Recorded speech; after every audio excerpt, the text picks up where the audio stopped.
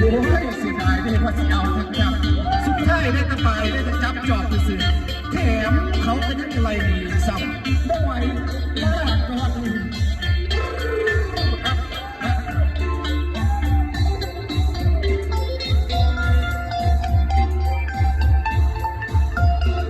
เก็บสมบูรณ์ก้าวไง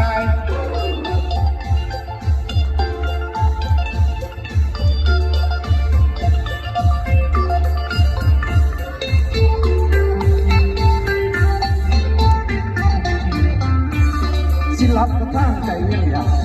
ก็ต้องจากขนมพอให้กินถ้าจนหัวใจใจวิ่งเจ้าก็ได้ปล่อยกินก็จะก็เป็นเรื่องใดไอ้สิซอยจากเกี่ยวเป็นหนึ่งล่างแต่กระโบนอย่างคิดไม่ทันเราอยากให้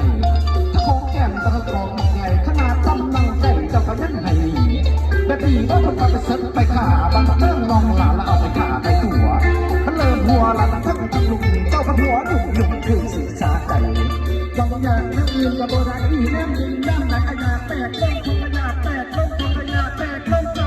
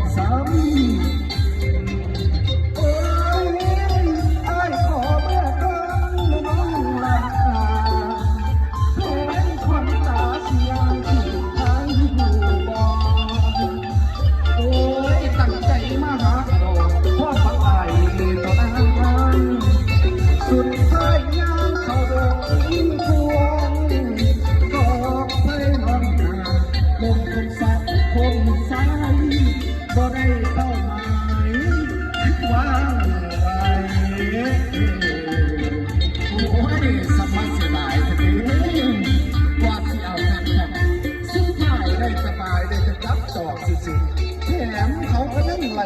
สั่นบ่ไหวเมื่อควัน